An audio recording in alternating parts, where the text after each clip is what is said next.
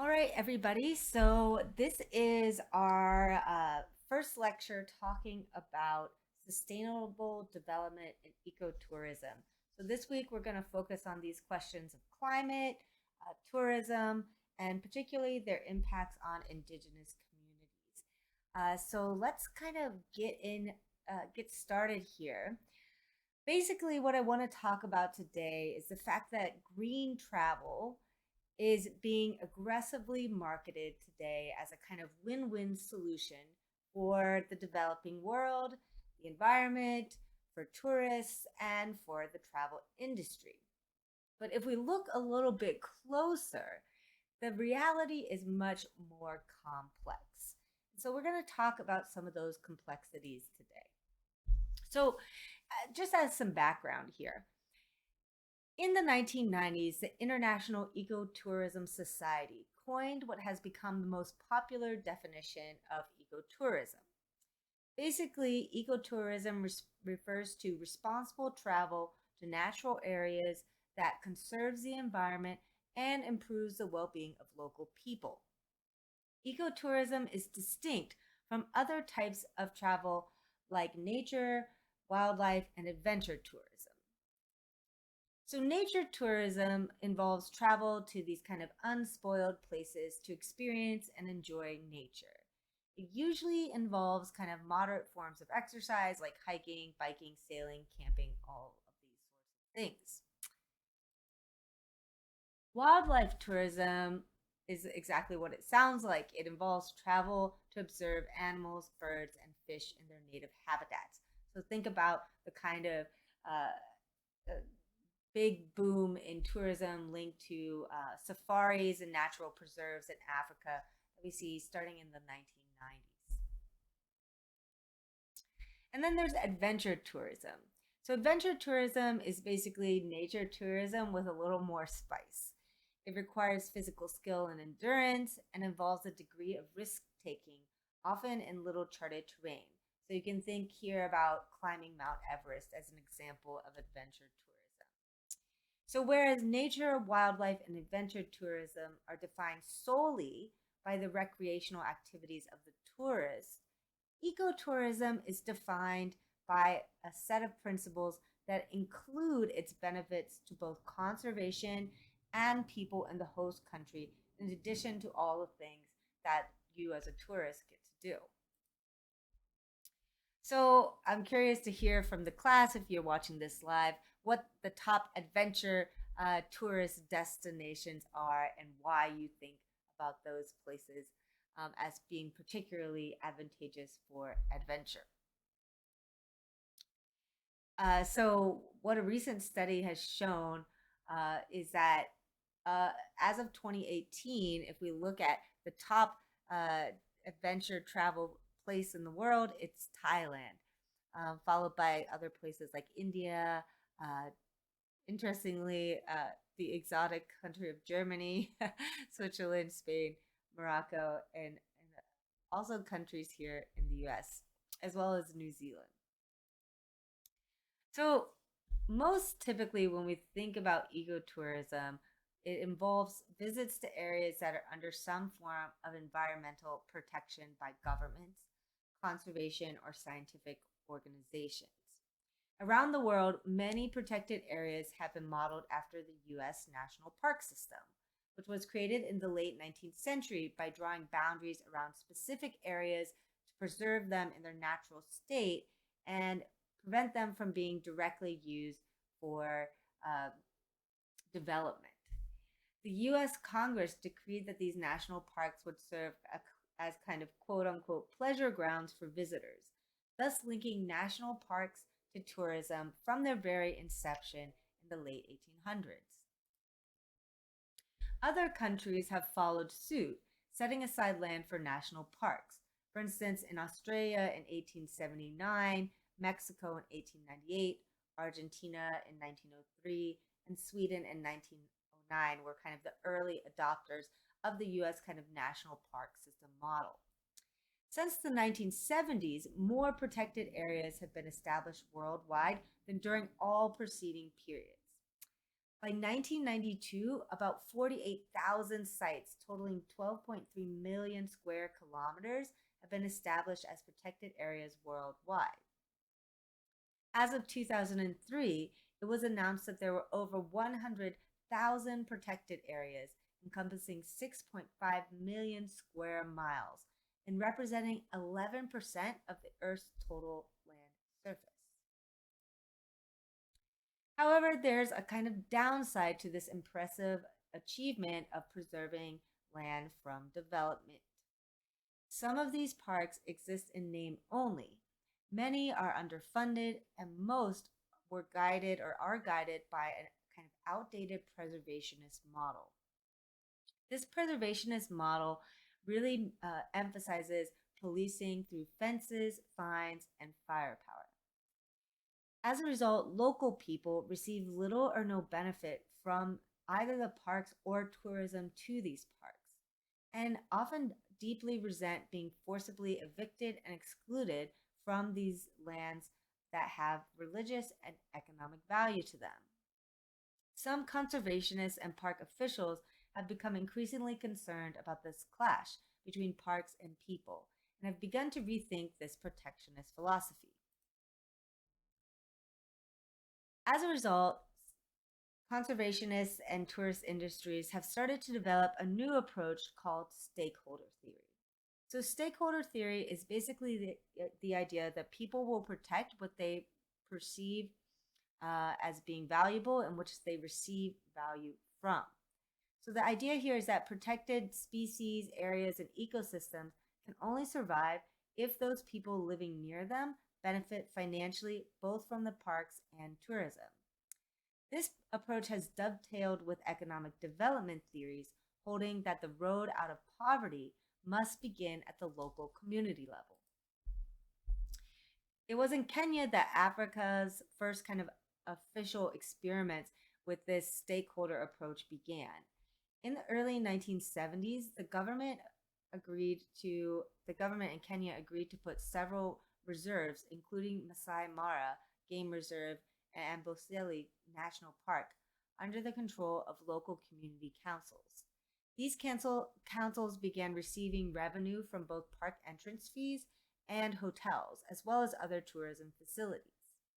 As the concept of ecotourism began to take hold in East and Southern Africa, the stakeholder theory was broadened to encompass environmentally sensitive, low impact, and culturally sensitive tourism that help educate visitors and local community members alike. We see a parallel trend emerge in Latin America. In the 1970s, two influential Latin American scholars, Gerardo Budowski, who is from Costa Rica, and Caballo Lascarain, who is Mexican, began to reconceptualize ecotourism in the American or Latin American context. These scholars put the emphasis on building an activist constituency among the traveling public who would be committed to environmental protection. Thus, the notion of ecotourism, which we see emerge almost simultaneously in both Latin America and Africa, emerged for slightly different reasons. One is, in the African context, is a direct response to protests from local communities about being cut off from the economic benefits of parks. In the Latin American context, this kind of investment in stakeholder theory is part of an activist perspective that's really built on increasing tourism to the area, but socially conscious tourism. Even though these kind of contexts are different, there was pretty quickly a kind of cross fertilization of these concepts of activist tourism and stakeholder theory that's really shaped how ecotourism operates today in both continents. So what we see in Latin America is that community members were increasingly becoming alarmed about illegal logging, ranching, oil drilling, and mining, and the fact that human settlements were being destroyed in much of the world's remaining tropical forests. So this activist approach that we see emerge in the 1970s and 80s is really a rejection of earlier kind of um, conservation views of ecotourism as a way to conserve these natural environments and provide a kind of economic alternative to invasive and extractive activities. So, based on these developments, we can think about real ecotourism as having 7 key elements. So, this is going to be on the final exam. It's one of the terms that is on the study sheet. So, come back to these slides to make sure you understand what the 7 key elements are involved in real ecotourism. So, real ecotourism involves travel to natural destinations. These destinations are often in remote areas and can be, and they're usually under some kind of environmental protection at the national, international, community, or private level. Next, real ecotourism has to minimize impact. Ecotourism strives to minimize the adverse effects of hotels, trails, and other infrastructure by using recycled or local building materials, renewable sources of energy, recycling and safe water disposal, and environmentally and culturally sensitive architectural design. So we can think about a couple examples of this. For example, in Zimbabwe, they have this innovative campfire program, which is a community run safari hunting program that was begun in the 1980s. Similarly, here in the US, there's the Papoose Creek Sun Ranch site, which is one of the first self described eco lodges here in the US that also offers hunting packages. Next, real ecotourism needs to build environmental awareness. Ecotourism means education for both tourists and residents of nearby communities and provides travelers with reading material about the country, environment, and local people.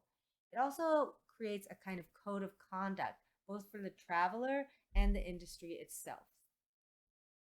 The key thing to take away here is that ecotourism projects should help educate members of surrounding communities, school children, and the broader public in the host country, as well as educating tourists themselves. Next, number 4. Uh, Real ecotourism needs to provide direct financial benefit for conservation. Ecotourism helps raise funds for environmental protection, research, and education through park entrance fees, tour companies, hotels, airlines, airport taxes, all sorts of things like this.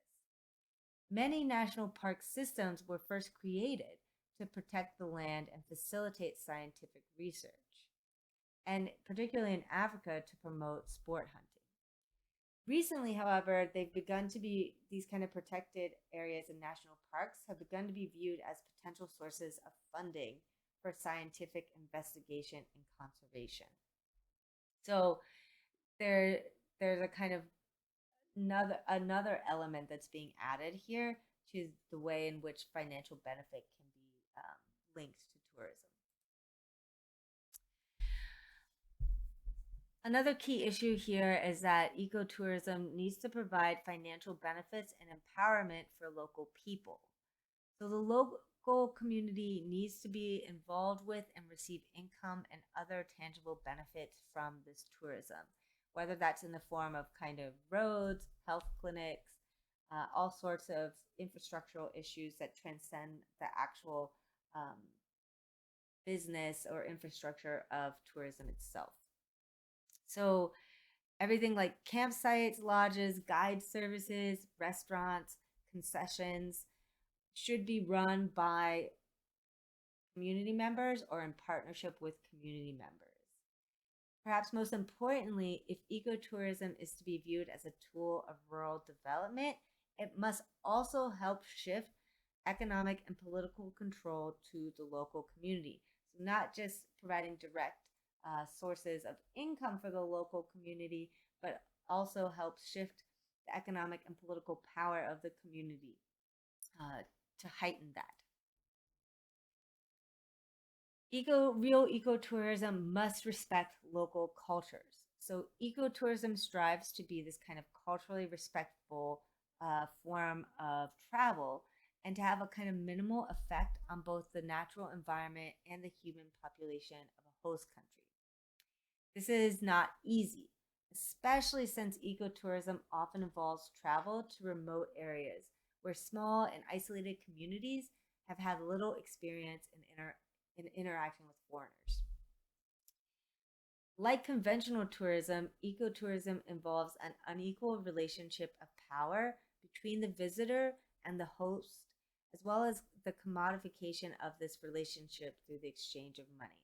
So, respecting local culture becomes this really almost a kind of a push, something that is pushing back against the normal commodification and capitalist kind of um, modes of relationship building that we see in other types of tourism. And the last big thing that real ecotourism does is that it promotes international understanding and universal respect for human rights. So, although tourism often is kind of hailed as this tool for building international understanding and world peace, this really doesn't happen automatically. Frequently, in fact, tourism bolsters the economies of repressive and undemocratic states. So, mass tourism typically pays scant attention to the political system of the host country or struggles within it, unless civil unrest kind of spills over into attacks on tourism. Ecotourism, a real ecotourism, actually has a specific and directed goal of enhancing the observance of human rights. So that means making sure that monies from ecotourism do not flow to corrupt regimes. So part of being a responsible ecotourist is kind of learning about local customs. So I'm curious to hear from you guys if you're watching, if you're live with me in class, how we can be culturally responsible ecotourists. Like how can we actually live this ecotour live up to all of these kind of principles of ecotourism. All right, if you're just watching this, we'll keep it moving. So during the 1990s, the annual growth in demand for ecotourism ranged from about 10 to 34%. But by 2005, the tourism network rated ecotourism as the fastest growing sector in the tourism industry overall, with an annual growth rate of 5% worldwide. That represents roughly 12% of all consumer spending for that year, which is a huge amount of money being spent specifically on this one type of tourism. Ecotourism has continued to expand as other traditional forms of travel, like sun and sand resort tourism, have remained pretty much flat. The growth in ecotourism is not surprising given that it is at the core of many third world nations' economic development strategies, as well as their conservation efforts. In 3 short decades, we've seen major international conservation organizations initiate ecotourism linked departments. We've also seen international lending and aid agencies under the banner of sustainable rural development and biodiversity pump millions of billions of dollars into projects with tourism components.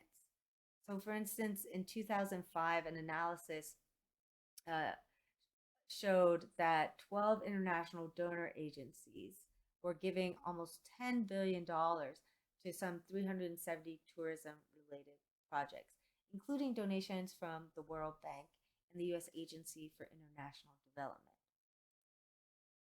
Finally, we see with ecotourism that major travel industry organizations have set up programs, developed definitions and guidelines, and held dozens of conferences on ecotourism. Simultaneously, many of the leading mass tourism players have tried to go green in terms of their operations. So in May of 2002, over 1,000 delegates from 132 different countries gathered in Quebec City for the World Ecotourism Summit.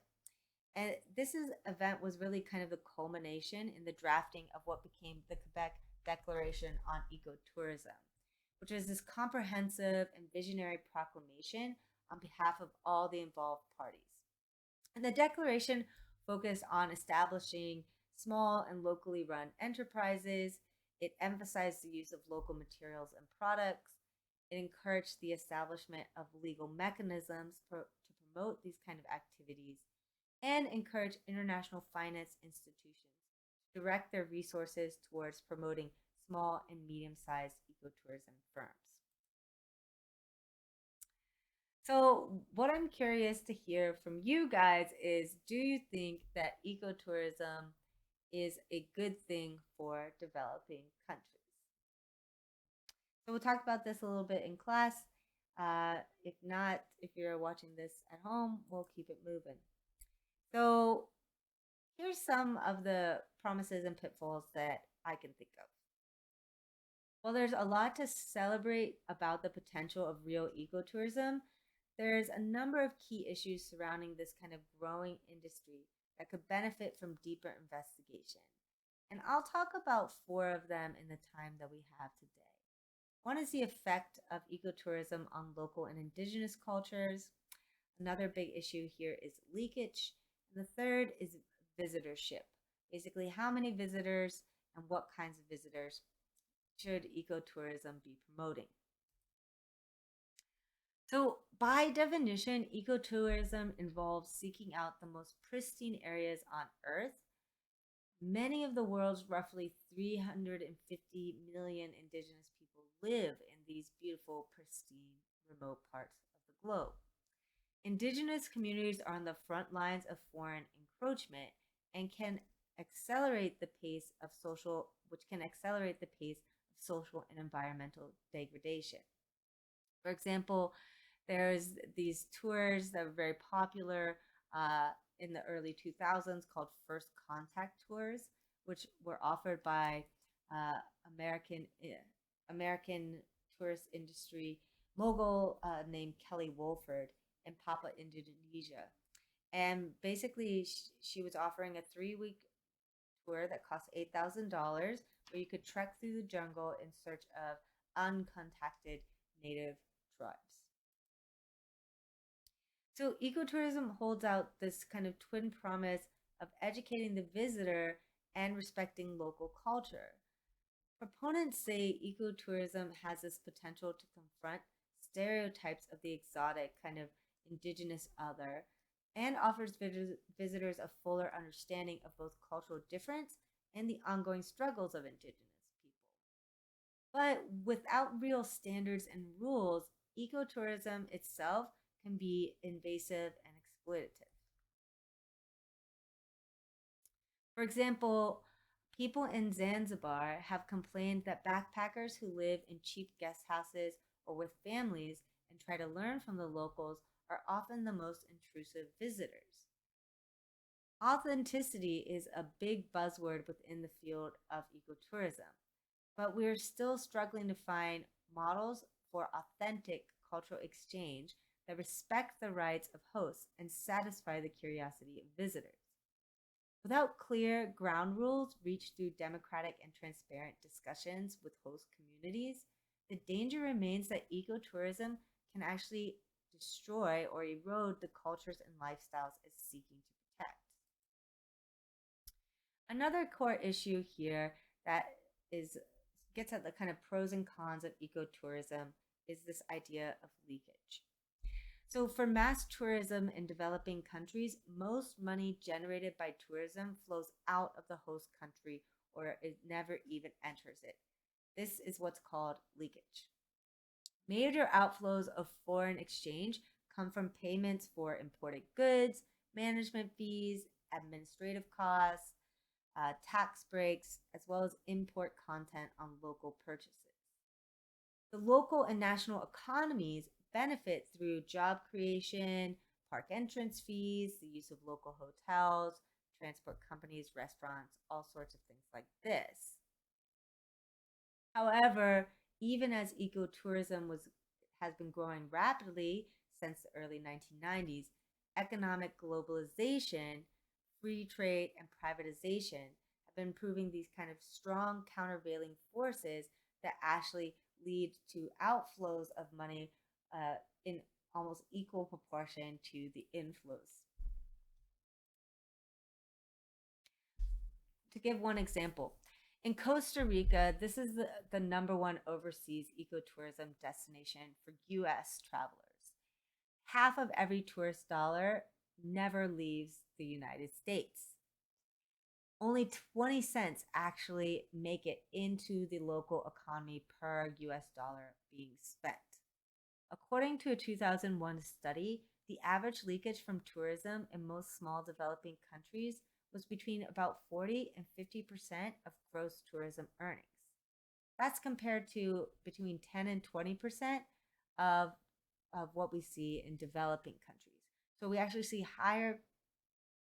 see higher leakage in terms of income among developing countries that are often the sites of ecotourism than we see in developing countries or developed countries. The study also found that much of the leakage occurs through payments to foreign owned tour operators, airlines, and hotels, and when locally owned operators purchase imported food, drinks, and other supplies.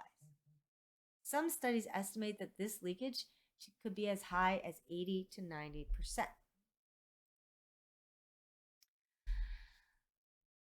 The fine balance between conservation and tourism development comes into question when we analyze the ecological footprint of the tourism industry. So this is one of many facets that that people consider when talking about how sustainable is ecotourism as a model and how many visitors can we let in to both preserve these goals of conservation as well as enhance these goals of economic development. So the notion of kind of recreational carrying capacity has been used to try and determine the number of visitors a protected area could sustainably accommodate. However, the carrying capacity framework was designed to measure the biological capability of resources to sustain a given number of animals and has soon proved to be a pretty imperfect model for measuring the impacts of tourism. So many scientists have come to realize that controlling the number of tourists is actually less important than controlling what behaviors and activities you allow tourists to do in particular places. So, in response to this kind of shortcoming in the carrying capacity model, George Stanke, Robert Lewis, and Frizzell Sidney have developed this concept of limits of acceptable change or lack. So, unlike carrying capacity, lack differentiates between types of tourists and sets limits based on both scientific research of the particular ecosystem as well as multi stakeholder discussions about their desired goals and objectives. Coupled with these different tools for measuring visitor impacts is this tension between international and domestic tourism. So many developing countries put most of their tourism resources into attracting foreign visitors, but it is increasingly apparent that domestic tourism is important for building a constituency that appreciates and wants to protect their national parks and local culture. Domestic tourism is also provides a cushion when, for reasons beyond a country's control, international tourism suddenly drops off. For example, if there's wars going on in a country that might usually bring you a lot of tourists, or if there's a global pandemic, etc. So we see this. We've seen this in several places, like in Peru, when during the 1980s there was civil war between the Shining Path guerrilla movement and the government of Peru, which led to a huge dip in tourism to the country. We also see similar issues more recently in Haiti with the ongoing political and socioeconomic crisis, along which has followed and been exacerbated by the series of natural disasters that have happened in the country. So domestic tourism flourishes in a lot of developing contexts, uh, as well as in first world countries. For instance, Japan's strong domestic tourism market is becoming a potential driving force for implementing community based ecotourism programs. There's an estimate that something like 255 million overnight stays per year in Japan by Japanese citizens. The growing Japanese domestic tourism market is seeing an increase in part because of the recent designation of several UNESCO World Heritage Sites, as well as a growing concern about damage to cultural and natural sites.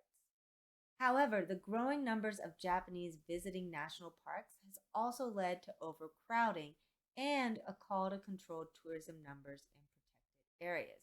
So you can see there's this constant kind of back and forth between what are the needs of the environment, what are the needs of the government, and what are the local population's interests, but also what are the local needs of community members linked to these particular destinations for ecotourism.